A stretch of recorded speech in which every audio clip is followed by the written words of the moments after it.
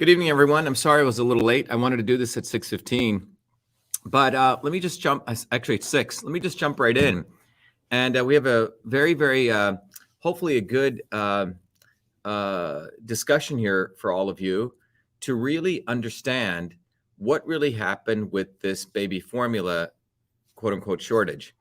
And in this conversation, I'm not going to talk about whether people should do breast milk or baby formula. It's a whole nother discussion. What I really want to open everyone's eyes to, that this discussion is going to share it. It's a great example to really talk about why we need more people, whether it's in governance or whether it's in politics or whether it's everyday citizens, to really understand the complexity of engineering systems. Okay? And what do I mean by that? What I mean by that, if you take any of the problems that we have in the world, that are purported or not purported, be it stuff in banking systems or climate systems or, pandemic systems, and you go down the list of all the different issues that we've discussed and, we've led the discussion on, this discussion with the baby formula shortage is going to hopefully make it impress upon you and inform you that you can't be freaking taking these left and right pro and anti positions anymore, because you have one set of politicians on one side, another set of politicians on the other side, just dividing us. The problems we're talking about in today's world are very complex problems. They're complex systems. So what happens is you have a bunch of morons who have no skill set in addressing these problems, zero skill set. And then what they do is then everyday working people like you and I and others are out there working to basically make ends meet or build something or create something. And most of us don't have the time to get into the nuances. So we just trust one set of politicians or another. And what ends up happening is that what really happens is that nothing is ever getting solved. And what's actually getting solved is that one wing of the establishment has one solution, another wing has another solution. And then you have people coming across who hype up one set or diminish another set, and nothing ever gets solved. And this is why it becomes really, really important that all of you really start embracing a systems approach. Otherwise, you're frankly screwed, because you're going to be in the pro side or the anti side, or then you're going to come up with crazy conspiracy stuff and support people want to sell more pillows or other stuff, right? Or don't want to sell pillows, whatever you want to say that is.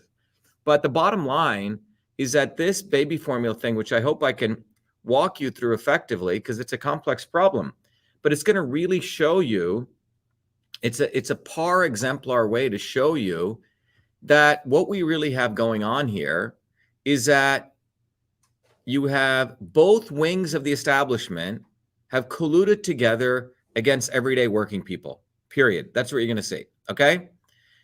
You're going to also see how both wings of the establishment, I've talked about this, one wing claims that they want to help all the poor people and all the disenfranchised. Therefore, we need regulations, right, to control people, businesses. And what they end up doing out of that is actually creating monopolies. And both wings, and then the other wing of the establishment on Wall Street profits from that. And in fact, both wings at the end of the day, they both buy stocks in these companies, and they're both profiting. So again, they work together to really create a bullshit narrative. And this happened in the banking systems area. If you think about Dodd-Frank, you had screaming nut jobs like Elizabeth Warren running out there saying, oh my God, by the way, when the banking systems had issues, and you can go look at this, right? They said, oh, we need to regulate all the banks. Okay. When most of the banks doing this were the small set of big banks, they were the ones who were really screwing around. The United States has 12,000 banks. They went and imposed these regulations to save you, to keep you safe. And whenever you hear politicians saying to keep you safe, understand what they're saying is they're going to come with regulations to create monopolies. So in the banking area, and I'm giving this as a data point so you'll see how this plays out here. So in the banking area, there were the few 5 or 10 banks who were actually screwing over people. So the nut jobs like Elizabeth Warren came and said, we need to regulate them. We need more imposition. We need da. So they create all these banking rules. And what it did was it actually wiped out 2,000 to 3,000 small banks who weren't doing anything. The same thing occurred when the auditing crisis took place, right? You had when the Enron scandal took place. Oh my God, we got to, do better audits. Well, my auditing fees as a small business went up, and many small businesses went out of business. And the big guys, they had enough money to pay for extra regulation. So that's what you're going to see here. I'm giving you a little preview that when we take a systems approach, you're going to see how the left and right wing colluded together. They created monopolies, both profited from that. And again, I'm not going to talk about here about whether the benefits of baby formula or not baby formula. That's a whole nother discussion. But ultimately, it screwed over lots and lots of working people who rely on this formula. And we can, again, discuss the merits of that or not, but they do. And in fact, it's not only babies who rely on it. There's other people who have all sorts of other diseases who rely on it. And they created a, quote unquote, a shortage because of this monopoly. And ultimately, what it shows you is that when you look at it from a systems approach, you will realize that this is nothing about a shortage. And you will see very shortly how the left try to make it one kumbaya type thing, or we're going to solve this. And then the right try to blame illegal immigrants as a problem, right? To rile up, a sentiment on the right. And they let all of these big monopolies go scot-free. And that's what both wings of the establishment do. They work together so you as a working person never see the real problem and the real solution. And only a systems approach can do that. That's why I keep impressing. I got to play the little banner right here. That's why I keep telling all of you guys that you need to take, the Foundations of Systems course. And it's not me pitching something. It's really to help, frankly, save you guys a lot of heartache so you can learn on your own how to look at the world from a systems perspective. So I hope all of you, learn that. Go to vashiva.com/join. I've made the course very accessible so you don't have to go to MIT. You can learn this stuff, but that's what I really want to impress on you here. And I want to share a quick video because I think it's important that everyone here understand the reason that you take a systems approach. But anyway, those of you joining, we're going to have a real discussion of why the baby formula shortage really took place, what was a real reason. And those of you can go to vashiva.com/join if you want to learn more. And also, as I mentioned, as a little tickers there, please go take the Foundations of Systems course. I've given people scholarships because you'll be able to use this knowledge as what we call warrior scholars. Go to vashiva.com/join. I've created an entire university online, a community, but I want to drive you to take the Foundations of Systems. Those of you can also, who can't afford that are not ready even for $100, just go get the book. The book is called A System in Revolution. It'll actually provide you a very nice way to learn what a system is, what is revolution, not from some political way, but from an engineering systems way, how we actually change the world for a positive way with you guys doing it, not with leaders, me or others or politicians, but you guys learning how to do it. So I hope you go do that. I'm going to play a quick video and I'll be right back. But to those of you joining, we're going to really do a systems analysis. And I encourage all of you to learn how to do a systems analysis, learn the science of systems. But I'm going to play a quick video, which will give you a perspective on my journey to systems. And then we're going to take a couple of breaks, but we're going to come right back and I'm going to give you a real introduction to the problem and just dive in deep. So this video.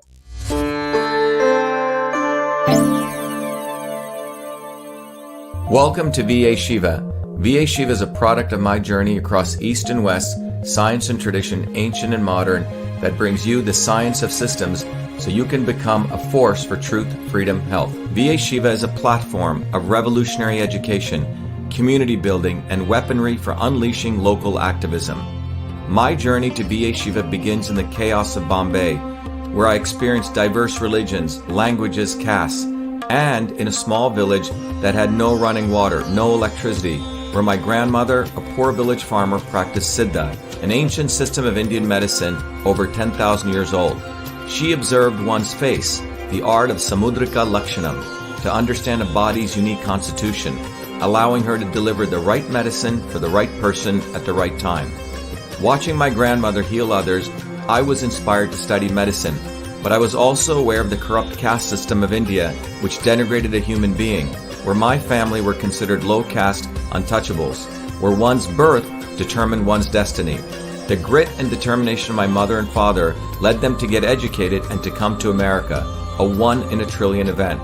Their actions inspired me to work hard and excel. While in 9th grade, I attended New York University in a computer science program, and subsequently, at the age of 14, was given a full-time job as a research fellow at what is now known as Rutgers Medical School in the heart of Newark, New Jersey.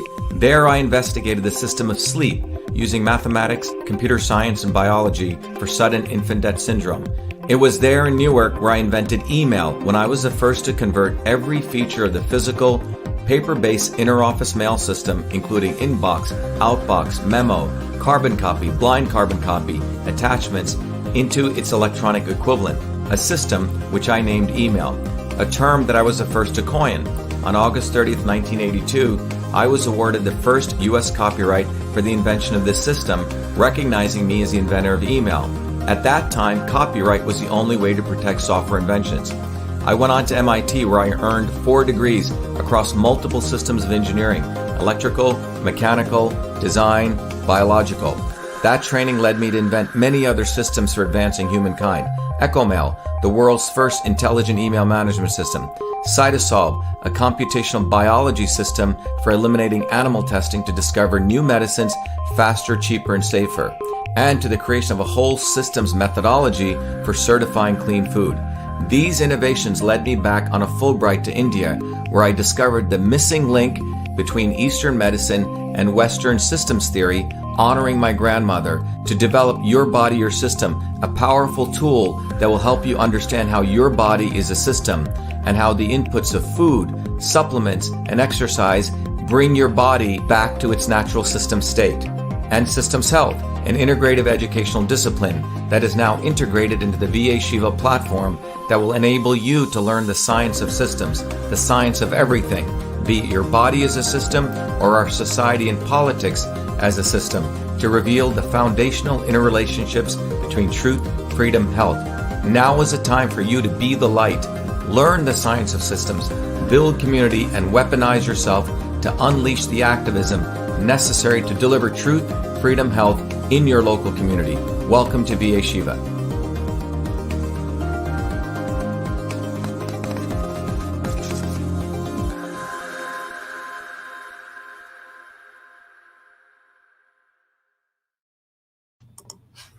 All right. So anyway, I want to, again, encourage all of you, if you're listening, you want to get the book, The System and Revolution, you can go get it. By the way, we made this book absolutely free for anyone. Just cover shipping and handling. Go get it. It'll really teach you the science of systems. It took me about 50 years to put this book in a format that anyone can take advantage of it. Do that and take the course. So anyway, let's talk about the baby formula event and what's going on. All right. So as I mentioned, let me stop this ticker here. So just have this going. Let's hide this and scroll. Okay, so I'll put the ticker for the people asking where to get it. So anyway, let's talk about this, and let's begin with an introduction first. What was actually going on with this baby formula? By the way, if you want to get an idea, this is what's typically inside these baby formula, okay? It's got some carbohydrates, and this is typically the infant formula. It's got fat, linoleic acid, it's got protein, it's got iron, and it's got other vitamins and minerals. And these baby formulas were created to mimic the breast milk. Obviously, they can't do it anywhere near nature, but those are the ingredient, sort of the types that are in there: carbohydrates, fat, protein, iron, and other vitamins and minerals. Okay. We're not, again, going to do a cytosolve analysis of any of this today, but we're going to go into the systems analysis, a market systems analysis. Okay. So that's the sort of the guts of what's in the baby formula at a high level. Now, the baby formula first started disappearing from store shelves, some of you may know, due to what they claimed were supply chain issues, and also a massive recall took place from the largest supplier in the country of baby formula, which is Abbott Laboratories. Some of you may know that Abbott Laboratories is, when I first heard that Abbott was in the baby formula business, I was a little bit shocked, frankly, because I always knew them as a big pharma company. They make a ton of money selling pharmaceutical drugs, right? And other types of, and in fact, the COVID kits, okay? So I was a little bit, as I was watching this, what were these guys doing in the baby formula business? How much was it? Now, the baby formula requires regular purchases. And why is that? Because the shelf life, how long it lasts, is very low, and you have the frequency of use. So typically, a mother will spend about $18. Just think about these numbers. You may want to write these down every 3 to 5 days to keep their supply on hand. So you're looking at a month, people are spending about, $80, right? 70 to 80 bucks, right? In a month. So it's not a small amount of money if you're a working person. And that's just for the baby formula. And now, if you are, middle class, working class, what's interesting is because of the demands placed on mothers, right? It's not like they're living in some idyllic environment in a village like I visited in India, or your husband is the only a person working, and you can live on one individual's income. Mothers are working, right? And or they have stresses. So only 25% of infants are exclusively breastfed through the 6 months, meaning that most mothers need formula, and they were affected by this quote unquote shortage. Okay, so let me repeat that again. Only 25% of infants are breastfed, exclusively breastfed through the 6 months, which means the other 75%, because of the demands placed on working people, they don't, the child is not getting the nutrients from breast milk. Okay, so those are some important facts. Now, in the United States, right, 10 to 15% of the mothers have also low breast milk supply. And many of the infants, because they have specific food allergies that preclude them from most other feeding alternatives, right? So you have infants who have food allergies, and you have 15%. So again, another reason that people are driven to these formulas. Again, we're not talking about other real alternatives. We'll do that in another discussion. So what happened was when these storage, the quote unquote shortage took place, some of the stores also imposed buying limits. But this didn't really solve the problem. It only managed the scarcity, which you're going to realize was really, in my view, fabricated by the inefficiency of a system which is based on the left and right colluding to create monopolistic vehicles, so you protect Wall Street and a few companies. And this shortage is frankly fabricated, okay? And it really was an attack on working people. And in fact, you're going to see how these large corporations, a few of them, profited from these shortages, okay? Now, the crisis, as in many crises that occurred, whether it's whatever is created, whether it's a pandemic or whether it's the issues of a shortage, or it's the issue of a banking regulation, ultimately really affects the small consumer, the small entrepreneur, the working person, right? That's who it affects. If you're super wealthy, you can handle regulations, or you'll figure out some other way to get your milk, right? And the wealthy always have a way, but typically this affects everyday working people. And what's interesting is Abbott Labs holds the exclusive supplier contracts, okay, we're going to talk about, we'll come back to this, called the Women's, Infants, and Children Supplemental Food Programs, also known as WIC, W-I-C, and everyone should research this, okay? So the Women's, Infants, and Children Supplemental Food Program, which is supported by the government, which is to really be able to get these infant formulas to people. They have exclusive supplier contracts with 4 companies, one of them being Abbott. Which means, to put it in a very simple way, the government has created exclusive supplier contracts with 4 or 5 major, large, mega companies. And so 50% of working people, poor people, rely on these WIC programs to get those infant formulas, which means you're essentially handing over monopolies to a few companies. And we're going to talk about how that was created by these quote unquote regulations, orchestrated by the left and the right. So these WIC purchases make up half, which means the government supplemental food programs, half of all the formula sales nationwide. And the access to these infant formula is one of the primary benefits of the WIC program. And in fact, listen to this, almost 50% of all infants born in the United States rely on the service. So 50% of all infants born rely on the WIC program, and the WIC program has created virtual monopolies with 4 or 5 companies, okay? So that's what's going on. And this has been done by both left and right. Very, very complex systems problem, but that's what you have. So you have to ask, if the establishment is so smart, has so many intelligent people, how the hell can something like this occur? I mean, they should have redundancy. They should have ways to protect people. But remember that most of these are going to working people. So frankly, in system science, we say that these programs, these systems are brittle. They're not resilient. You may want to write those 2 words down. And in our systems course and foundations of systems, we talk about this. When you really understand systems, you understand resilient systems. And resilient systems, by the way, are decentralized systems. Okay? So you don't have just 4 producers of something. You have hundreds of thousands of producers of something. Okay? Not just one. That's called decentralization. But those in power do not want decentralization of anything. They want centralization, because centralization leads to corruption. It leads to consolidation. It supports power, profit, and control. But if the system requirement was decentralization, we would never have had this problem. Okay? So the establishment for themselves, they create very, very resilient systems. But for the rest of the world, they create brittle systems. So they don't give a damn about whether these infants survive or not. They create these brittle systems, as I have. Okay? And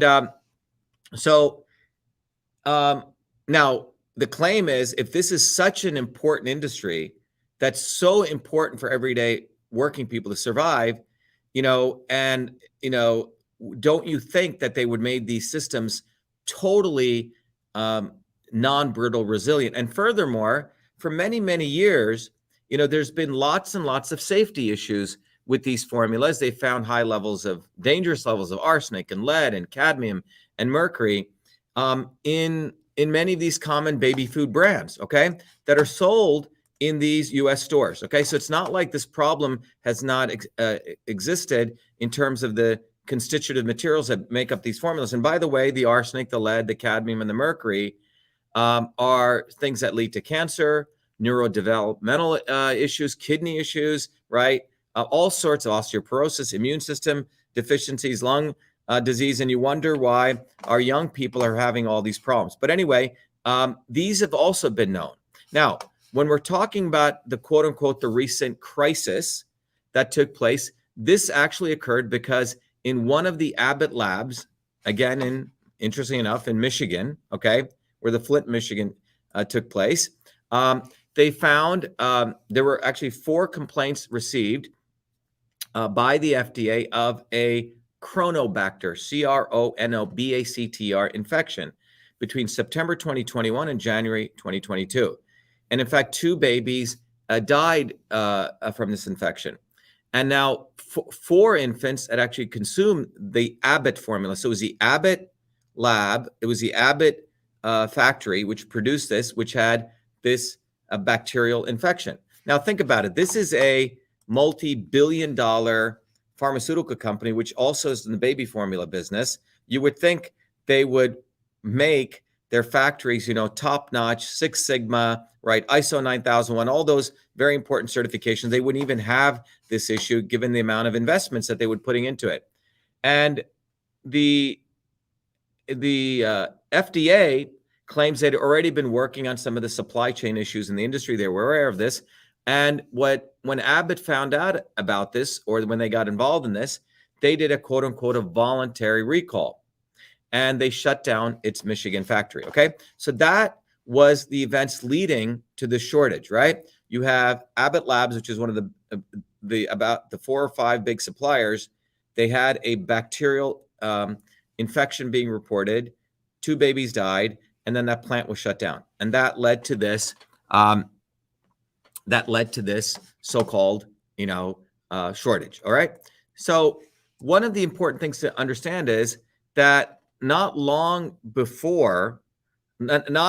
after there were some initial reports of these infections in these infants, a Abbott employee, actually became a former Abbott employee, had sent a whistleblowing document to the FDA and other agencies concerning that Michigan facility.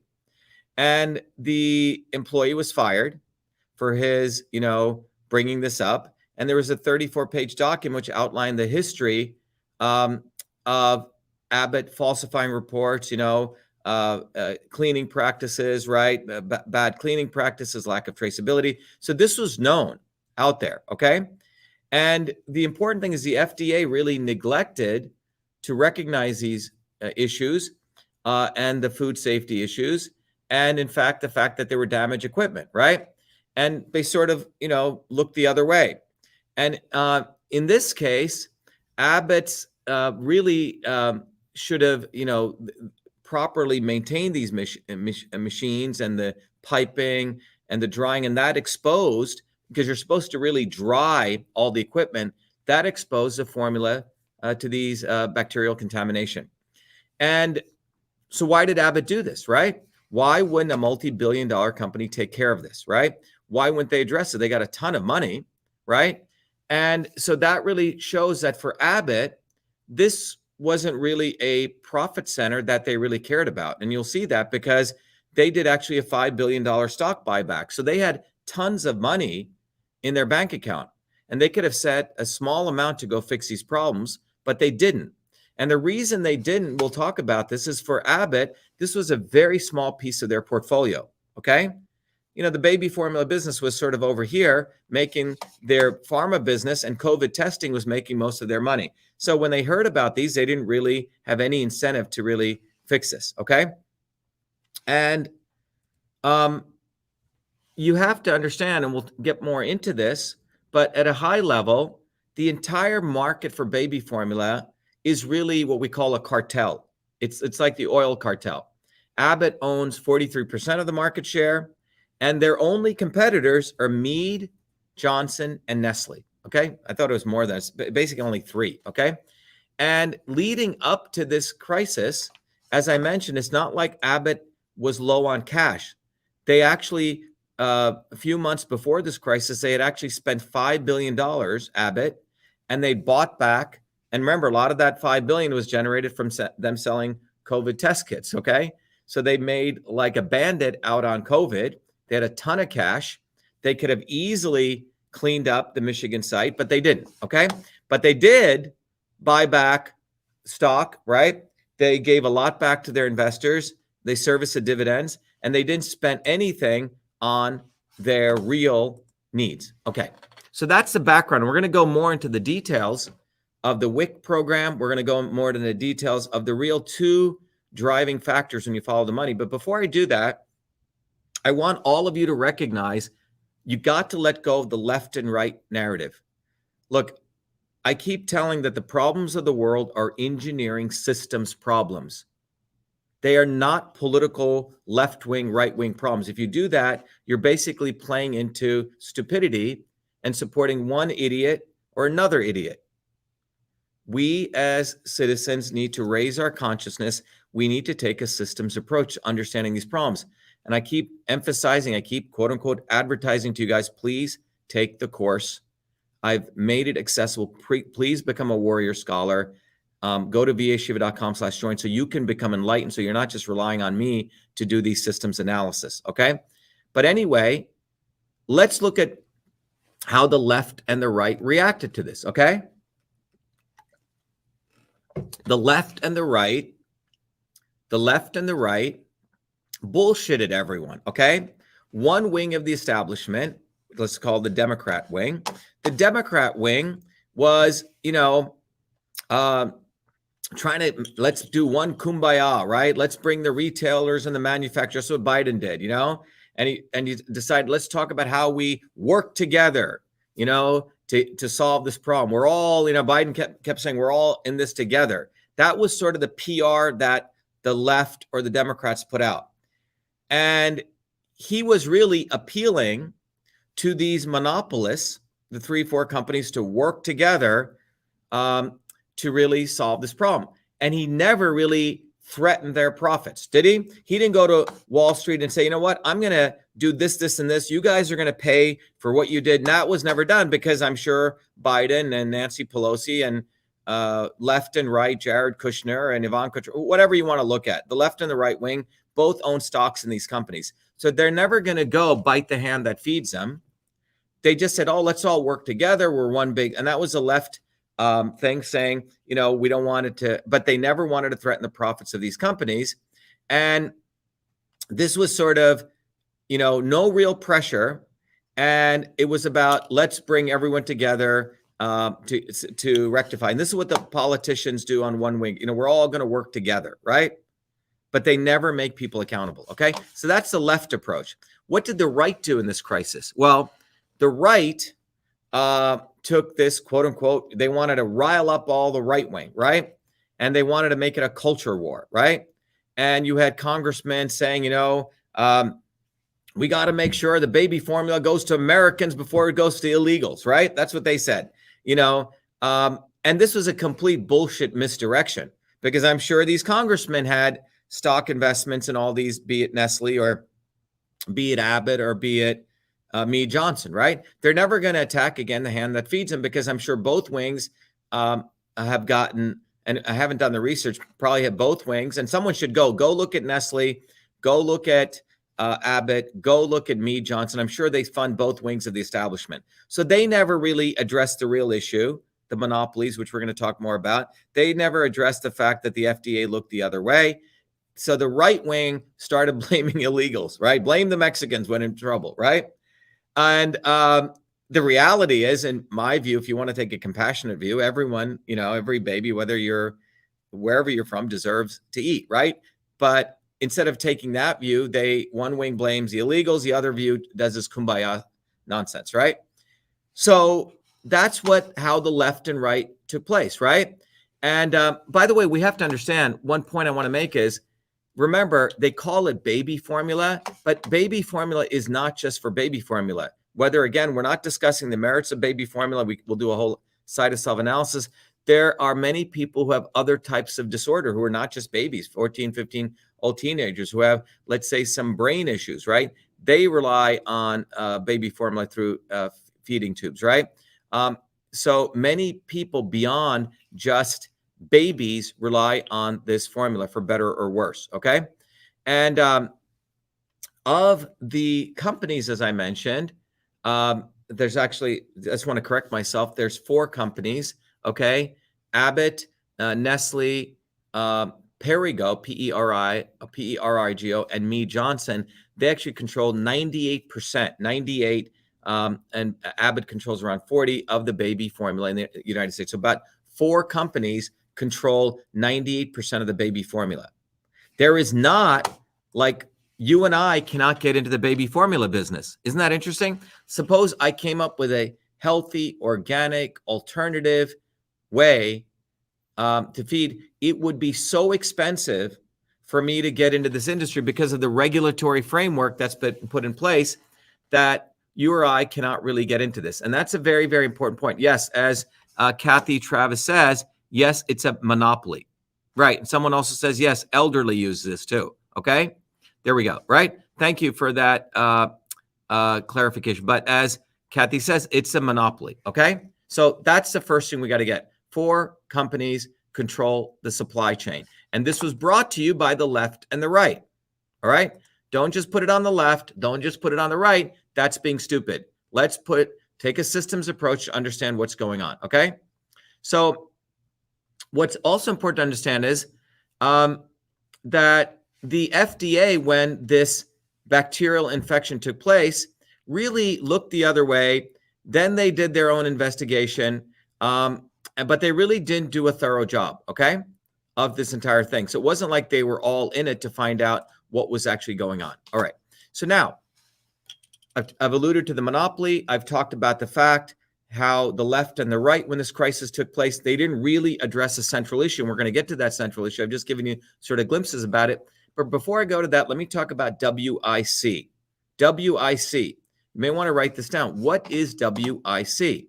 Okay, WIC is really how the quote unquote this shortage took place.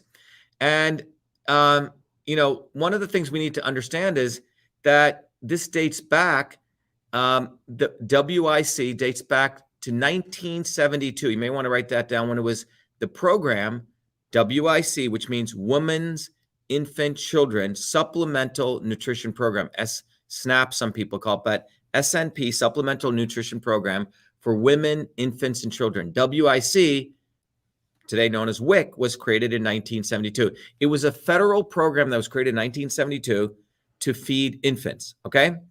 And the USDA, the U.S. Department of Agriculture, they're also involved. They estimate that WIC accounts for more than, as I mentioned, half of the country's infant formula. So through WIC, 50% of the infants get fed, okay? It's a supplemental nutrition program, okay? And 50% of American babies rely on the WIC program and are eligible for it as of 2018, okay? So if you take 50% of the babies right now, they rely on WIC to get them that infant formula, all right?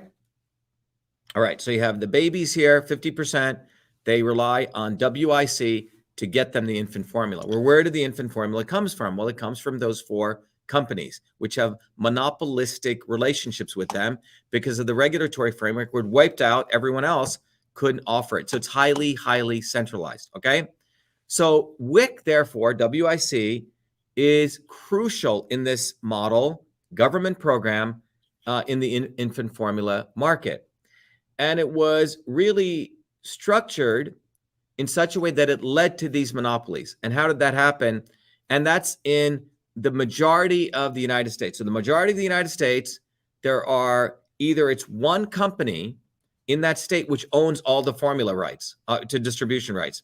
So in 1989, for example, it was Congress that mandated that all states, listen to this very carefully, Congress, the same politicians who are being the lobbyists fund these guys from those 4 or 5 major companies, that they mandated that all states adopt competitive bidding for their WIC program, right? Quote unquote, nudge, nudge, competitive bidding. And under that law, that federal law, states were required to award a contract to the lowest bidder. So you take all the states, so let's take the state of Massachusetts, right? According to this, they had to do competitive bidding. So let's say 4 companies compete. But at the end of the day, the law states that you had to award it to the lowest bidder. All right. So if you're a big company like Abbott and you're making billions of dollars from pharmaceutical sales, you could probably outbid somebody else. So in most cases, this only left one company in control of the entire state's WIC formula allocation. So remember, so if you take Massachusetts, 50% of the infants are getting their formula from WIC, and one state controlled all of that, okay? So which means if you look at all 50 states, there was typically one company which did the lowest bid and got the entire contract, okay? So think about that. One state controlled, it's not decentralized, highly, highly centralized. The elites, as we talk about in our course, love a principle called centralization. They do not want decentralization. Just like I when I did the free speech analysis, right? The government has centralized the surveillance of our speech with the 4 big tech companies. Okay? So that's what occurred here. So this law, which actually benefited the monopolies, which is why Congress passed that law, because they're all getting paid off by these guys. And I'm sure everyone can go trace this, right? So what ends up happening was Abbott has become the major player through the system, with the company now providing, right, the formula for nearly half of the babies covered by WIC nationwide.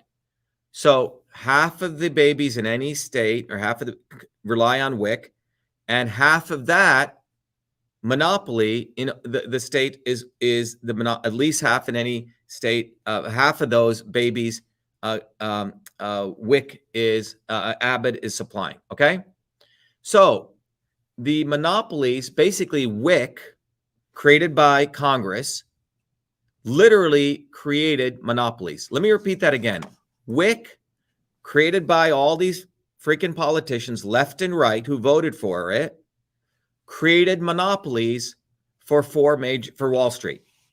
Left and right work together. Please don't vote for any of these foolish guys.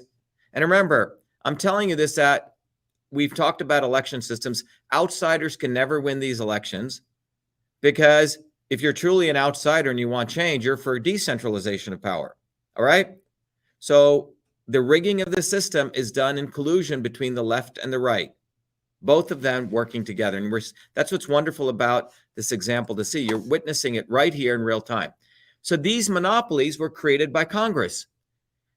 So, and it's very hard for any other brand. Let's say you and all of us on this, the 500 of us, we wanted to start our own company to break into this. And even if you want to be just a small player in the industry, you need the WIC contract. So think about that. If you and I wanted to start a baby formula company today, there's no way we're going to survive without getting a WIC contract, but the WIC contract is given to the lowest bidder. Suppose we made a great organic formula with great nutrients, better than all that crap out there with arsenic, cadmium that the other guys are putting. We're never going to be able to win one of those WIC awards because it's only given to the lowest bidder. Everyone get what I'm saying? It's only given to the lowest bidder. So a entrepreneurial company like you or I, who want really to have healthy babies, and we create some great formula, we're never even going to be able to ever survive. Okay? Okay, someone just said this. We're living with Dems wanting centralized everything. But remember, JM, Lisa, this was also brought to you by the Republicans. Don't let the Republicans off the hook. I know we have a lot of people who previously took a potentially a right approach, whatever, but please don't let the Republicans are right off the hook. All right? You're basically playing into one wing. You're in the WEF model, okay, of wrestling. All right? So the important thing is these WIC contracts play a very, very big role in a formula maker does in a given state, and other consumers as well. So when a manufacturer gets a deal with a WIC contract, it boosts sales of its product, to the non-WIC consumers, according to a study that was done by the U.S. Department of Agriculture, right? So the opposite is also true, which means when a manufacturer loses a WIC contract, its market share in the non-WIC segment drops dramatically. So, for example, if you look in 2007, and this is a wonderful example, California had they had the contract, the monopoly was given to Abbott, okay? So the WIC contract, so 50% of all the babies, let's say in California, were fed by Abbott. They had the monopoly. And when they switched to Mead Johnson, what's fascinating is Abbott's market share to the WIC consumers and the non-WIC dropped from 90% to 5%, okay? So let me explain what I'm saying. So in a state, remember, there's two sets of baby formula consumers, the poor who need WIC, and then the people who don't need WIC, let's say the middle class, okay? They have enough money, so they don't need the supplemental nutritional program. But if you're Abbott and you have the monopoly in California, so not only are the WIC consumers buying Abbott formula, but also the non-WIC, okay? So Abbott essentially has a monopoly not only on the poor buying their formula, but also the middle class. And the instant that California switched from Abbott to Mead Johnson, guess what? You see this massive revenue drop for not only Abbott's WIC consumers, but also their non-WIC. So you're basically giving these companies a total virtual monopoly on the WIC and the non-WIC. I hope that's clear. Okay? It's basically congressional people granting Abbott, Mead Johnson, or Perrigo, or Nestle exclusivities. And think about how money flows. There's Republicans in one state, Democrats in another state. By the way, someone says, what about goat's milk? Goat's milk is a very, very nutritive thing. You know, when I was growing up in India, just a quick aside, my mom and I were very sick. My dad thought we were both going to die when I was born. And my mom wasn't able to breastfeed me, getting a little personal, but I survived on goat's milk. Goat's milk, by the way, the molecular size of goat's milk is very close to breast milk. But anyway, quick aside. But I hope you're understanding that it's the left and the right in all these states give these guys monopolies. Okay? That's what's really going on. All right. So now that we've gotten that, it's important to understand that one of the studies showed that when they looked at 30 states where manufacturers had won WIC contracts, they experienced an average, listen to this, 18-point increase in market share among the non-WIC consumers.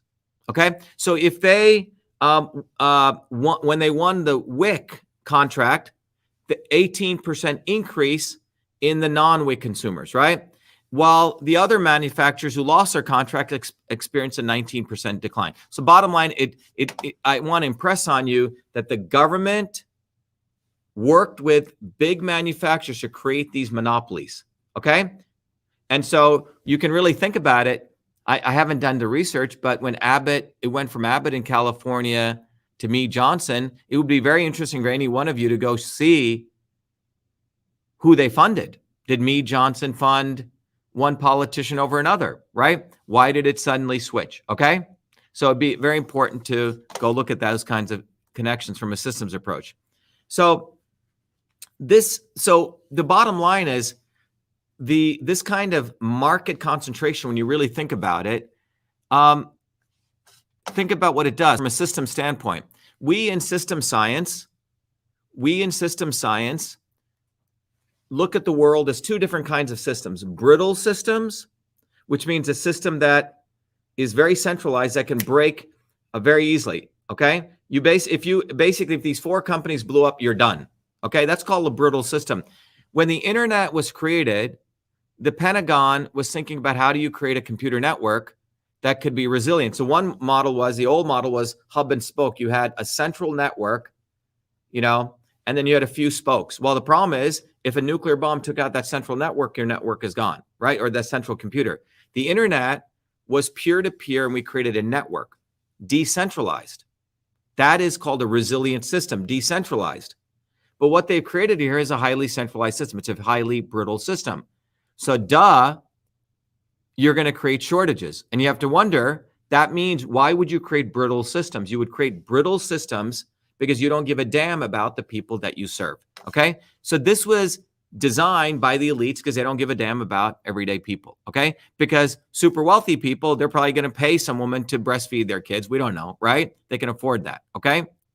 So the shortage really brings out the fact that, all of this started when Abbott, one of the suppliers, one of those four, had that bacteria issue. So think about this. Even with this consolidation among those four, when one of them had a problem, it created this problem because that's the consolidation of that centralization. That's what it does. When one of the four members of the cartel had a problem, it created this, okay? That's important to understand, all right? So that even the FTC, a couple of weeks ago told the panel that now they were going to look at how mergers, right, contributed to this fragile state, right? But we know many of the people in the FTC and the FDA and all these people who are part of the politicians, they'll say this in words, but they really don't care.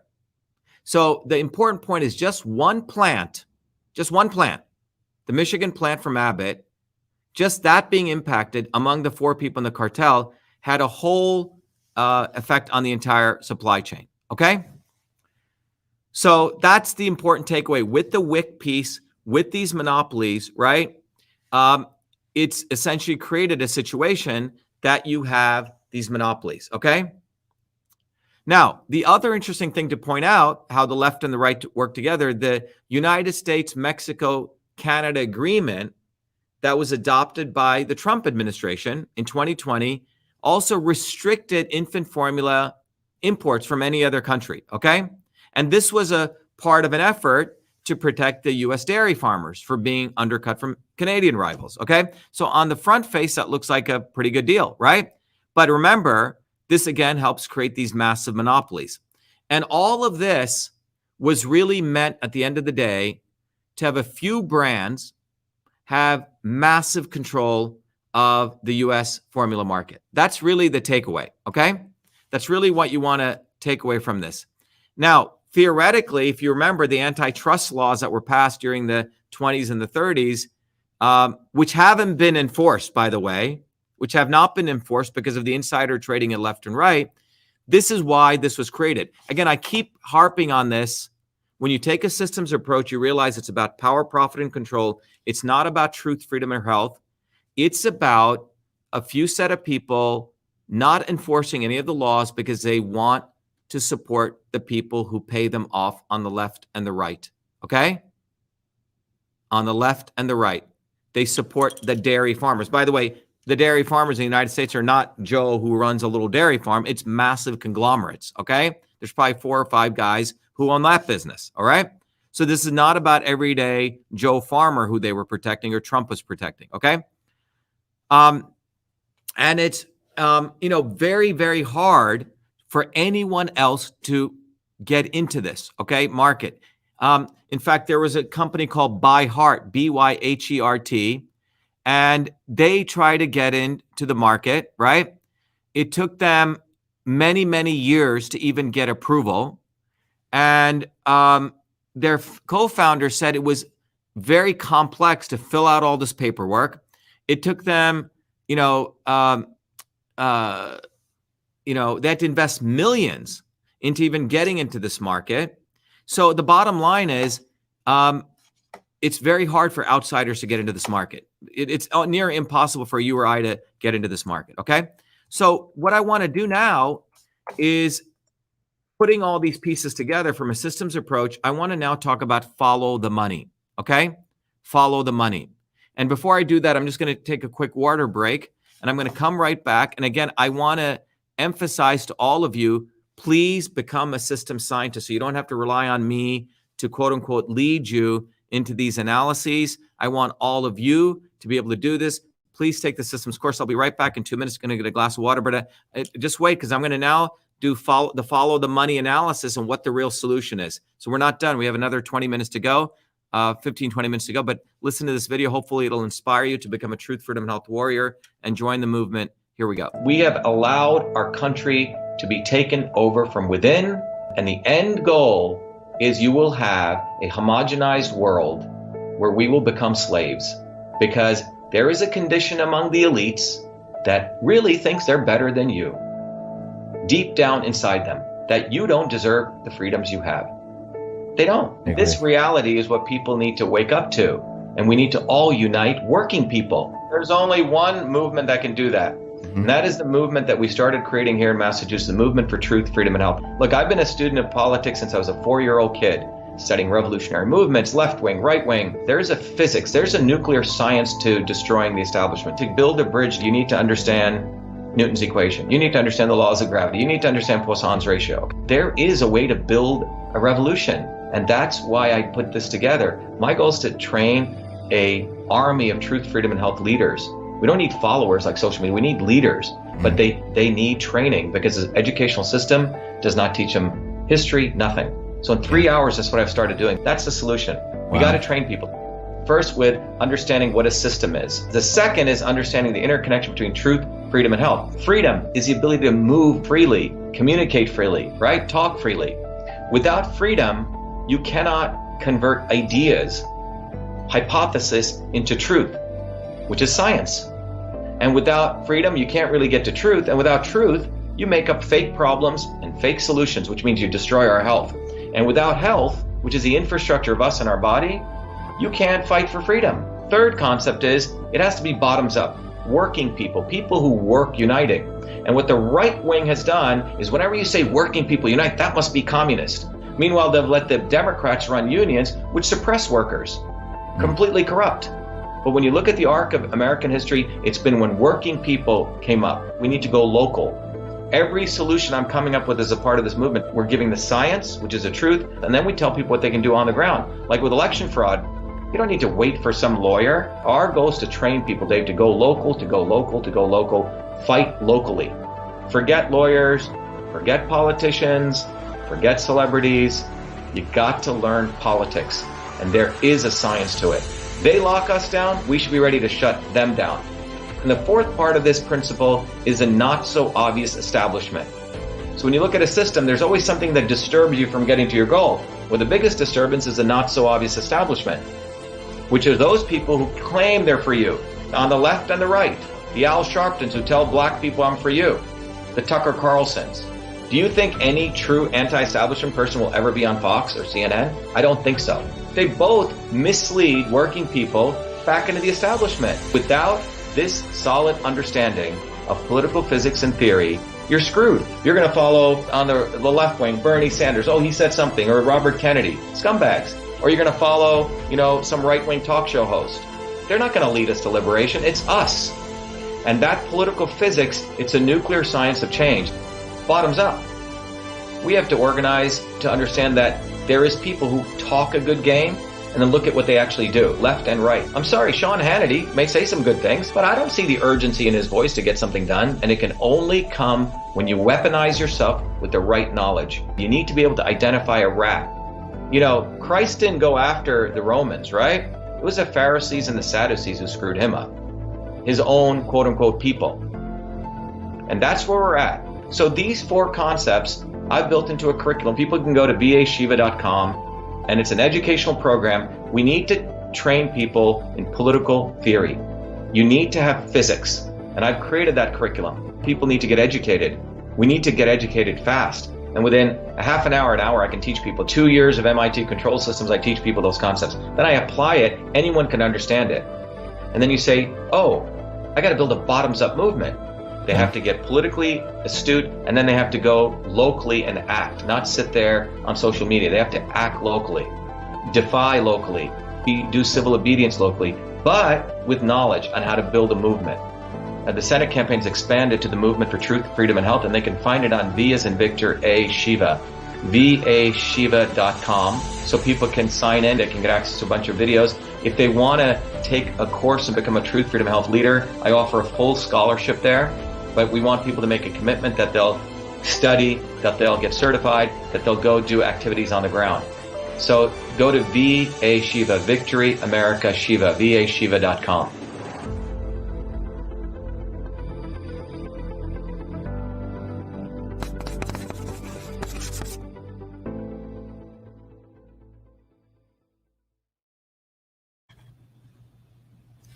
All right, everyone. So I hope that was inspirational. A lot of people like that video, but it inspires you to recognize that we have to all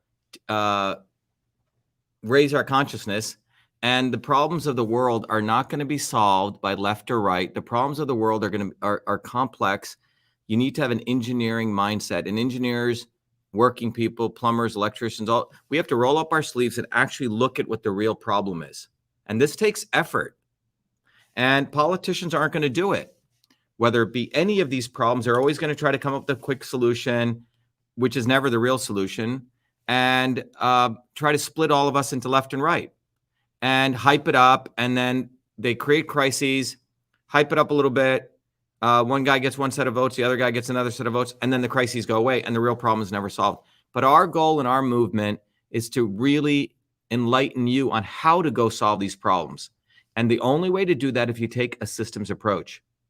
So you're given a huge opportunity, and please take it. I can't say it anymore but that. And I've put a lot of effort into creating this course in a community. So if you go to vashiva.com/join, take the Foundations of Systems course. I used to teach this for $2,600, $2,700. We've given a full scholarship, essentially a full one. You pay $100. and you can use it, and you can give it to any of your children for free. Anyone, any child between the age of 13 to 18. Once you take the course, give it to any child that you want. So the goal is to educate our young people to take a systems approach. And as I mentioned earlier, you can also get the book System and Revolution absolutely free. Just cover shipping and handling. So anyway, please take advantage of that. It's really for you, and I hope you do that for yourselves and your family. All right. So I want to, as I mentioned, I want to now follow the money, okay?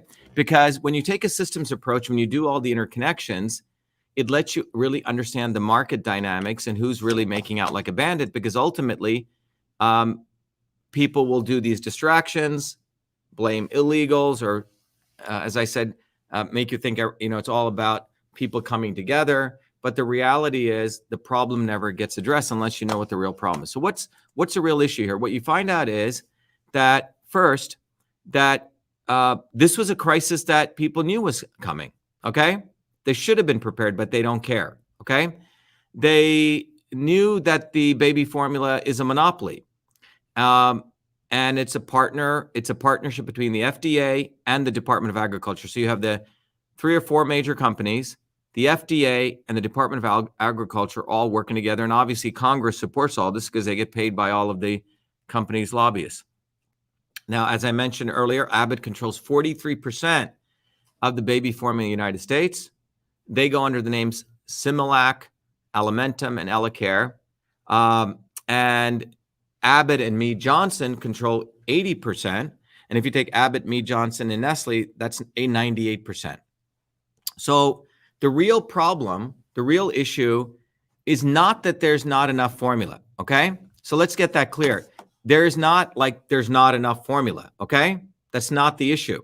And if anyone ever tells you that, it's total BS. And I hope that's the most important takeaway you take from this. The real issue is there's centralization, okay? Monopoly of the distribution system. And when you have centralization like that, the elites can create shortages in specific states. That's what's really happened. And that's what if you go back and review what I talked about with the WIC partnership that they did, okay? And there's really 2 basic mechanisms in how this is created. The first is the Congress and the lobbyists through corruption have created regulations to protect you, supposedly, for safety, so no newcomers can ever come into the market. So that's step 1. You may want to write that down. It's a artificial regulatory framework that's done that is really nice to the existing people, but doesn't let new people come in. The second is that the federal government buys more than half of the baby formula in the market under the pretension that they're going to support competitive bidding, right? And in fact, what that does is the lowest bidder gets the monopoly, okay? So think about what they've done. The federal government gets involved. They said, oh, we want to get the best competitive bidding. You see, it all sounds good on paper, but what competitive bidding leads to is one person gets it. So in a state, you don't have like 10 makers, you just have one guy, okay? And Congress has designed that, but they sell it to the public. Oh, we had a competitive bid. It's all bullshit, okay? Now, so again, it makes it impossible for any newcomers to come in. So you create a brittle system, highly centralized, okay? And if you look at the last Abbott call that took place, they had their Wall Street reporting earnings report. And you would think in the midst of a crisis like this, Abbott would be, oh my God, we have this major crisis. What do we do? On their earning calls, and you would probably think that their stock would go down, right? So think about it. Abbott has a major crisis. They control nearly 50% of the market. It's all out there that this baby shortage. Would you not think that the market forces would ding Abbott and their stock would go down? Well, did that in fact happen? Well, what really happened was Abbott said that, oh, this was just a short-term issue. No big deal. Move along. Nothing to see here. And in fact, Abbott's shares rose by 2.4%. And Wall Street didn't do anything to them. Not even one analyst said anything against Abbott. You know why? Because Abbott is making billions of dollars on many other things, right? Their COVID testing, medical devices, healthcare, right? And this nutritional baby segment is a very small piece. So basically, a very large company where the nutritional piece is a small piece gets to have the monopoly. It's not like you and I, where we really care. We could start an organic food company for as something that could work. It can only be controlled by the big guys. And again, Wall Street gave them an increase in their stock price in the middle of all this, which means all the congressional people who have equity in these companies did really, really well. Okay. Someone said, short term, everything is transient. I remember inflation is too. Yeah, they have it in cycles. All right. So FDA and agriculture and Wall Street all benefited these guys. Okay. And again, it's a shared monopoly. All right. So in closing, I hope you understand what's really going on here. Okay. We have a complete control of the formula market by a few people. This was granted to them by Congress, and it was all branded as a way that we're doing competitive bidding. All right. And that's what's really been created. All right. This was all brought to you by the elites, and they don't give a damn about whether babies get fed or not. We've talked about the formulas have all sorts of high risk heavy metals in them, and no one's really, talked about it. And in the middle of all this, Abbott bought back nearly $6 billion worth of stock. They didn't put any of it to fix their dilapidated or their machinery or their things that actually started this crisis. And I don't think they've yet to do that. At least as far as I know, I haven't seen any indication of that. Okay. So I hope that gives you the real analysis. So what is the solution? What is the way forward, right? That we really can win on this, right? What really needs to be done, okay? And when you really think about this and we step back, we have to recognize that as we talk about in our movement, as I shared in the previous video, it's only a bottoms-up movement that's going to really change anything significant, because who really got affected in all of this? Who got affected? Let's ask, who actually got affected? People can comment. Who really got screwed over in this? Did Joe Biden? John, did Joe Biden? No, he's not really affected. Nope. Did Donald Trump? Did Ivanka's kids get screwed over in this? I don't think so, right? No. The elites can go literally probably rent somebody and probably get milk from somebody, right? Nursemaids, right? They can pay for that. But who really got affected by this were working people. In fact, it was a worker at that factory. Thank you, John Rell. It was a worker at the factory who lost his job, who's the one who whistle blew on this, right? And he was fired for this. All right. And no one, and he's not, I don't know if the guy was on Tucker Carlson or wherever, right? If he got any play, right? But it was a whistleblower who brought this up, a working person in that factory. Working people are the ones who got screwed, and working people are still getting screwed. And these systems are brittle. The financial systems are brittle. The political systems are brittle, which means highly centralized, right? The baby formula systems are brittle. The car manufacturing systems are brittle. All the systems that the elites create for you and I are highly centralized. And so they are bound to have these issues. And the reality is they don't care, because let's say we have some shortage. I'm sure all of these guys who, a gas shortage, they probably have their own ways to sustain gas in underground bunkers or whatever they have, right? So that's what we need to understand, that ultimately these systems are not designed to be decentralized and resilient, right? They are designed so it's highly centralized, so they make money as bandits at our expense, and you and I, and take this away as a key thing, are fighting among each other, supporting one idiot or another idiot every recurrent election cycle. And we get into that as like a sports team every 2 years. And then we say, oh, we have to get that person elected because Joe Biden is so bad, or we have to get him elected because Trump is so bad. And it's just this bullshit. So we always take the lesser of two evils. We never go solve the real issue.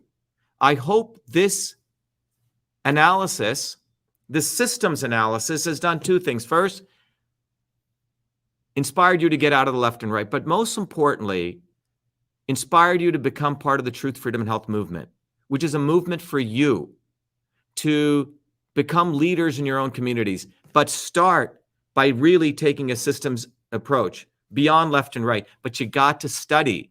There's no way out of this without doing the analysis, putting the homework in. And I've made this course accessible so anyone on the planet can take it, you can afford it, and you can give it to your kids. So I keep harping on this. Again, it's to really help you recognize that we need to build a movement, a bottoms-up movement that goes beyond left or right. Okay?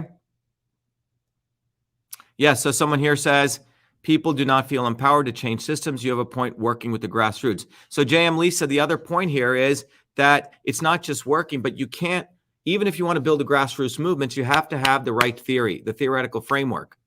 You have to have the systems approach. Our school systems don't teach this. So it took me, time to put this together, to articulate this, but I hope you recognize that the elites don't give a damn about you. They're creating systems which are based on power, profit, and control. It's not about truth, freedom, and health. And it's time that all of you learn this approach and I've organized this curriculum. So let me play this video that'll tell you what we're creating. We're creating the course curriculum. We're creating a worldwide community where you can learn with other people, and a way that you can get on the ground. You can take this knowledge, you can interact with people. It's not something you learn right away. You have to interact with people. Okay? So let me play this and I'll come back for a summary.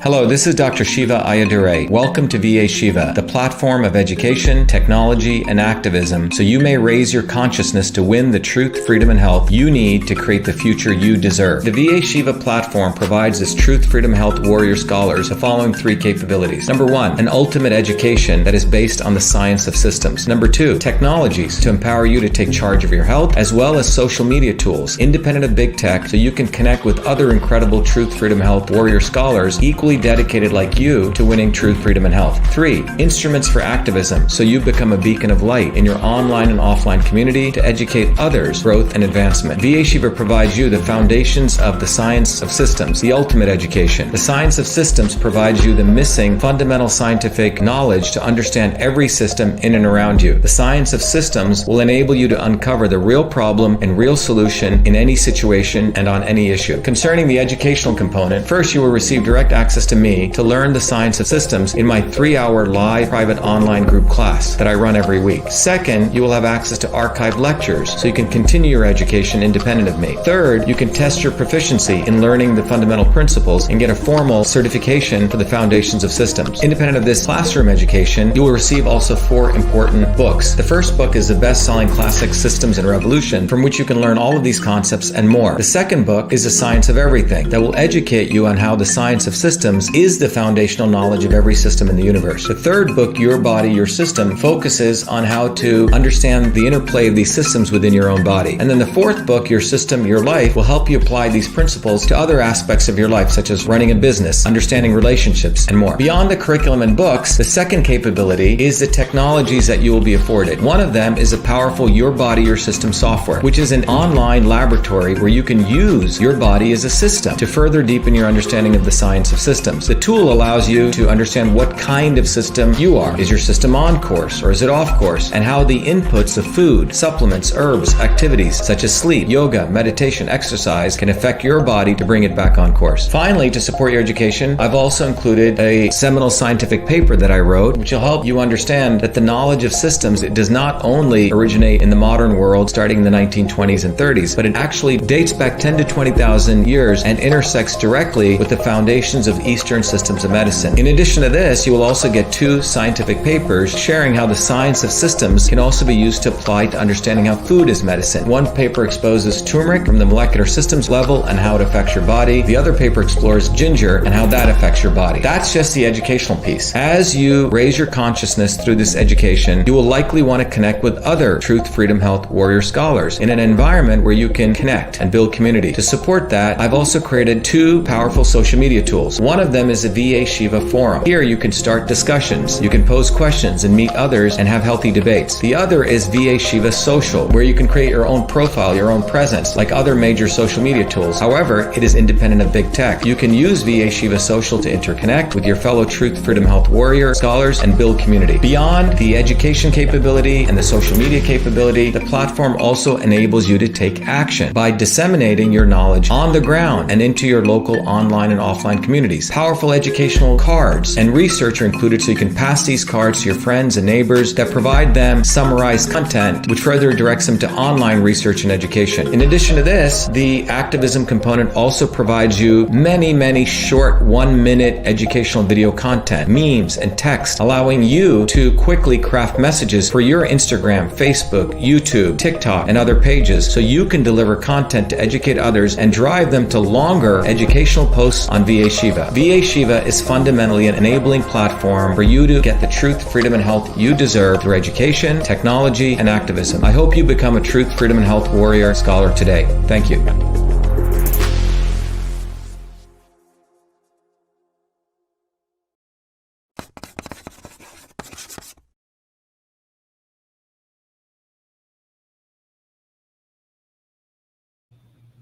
All right, everyone. I hope this was valuable. I'm just trying to finish up something right here. I just took a quick break here as you guys are off. Anyway, I hope this is valuable for all of you. And we will be doing more of these systems analysis. Please go to truthfreedomhealth.com or vashiva.com/join. I look forward to seeing you in we do many events. We have open houses that we do. We do warrior scholar meetings. But we really are building a community to take a systems approach beyond left and right, to really elevate the discourse so we create people who don't get exploited anymore. And the only way forward is to going beyond left and right. So I hope this analysis with the baby formula shortage gives you a glimpse of how we can really try to understand issues beyond left and right. And so have a good evening and be well. And let me just play the closing logo, right? Where is it? Here. Thank you. Be well.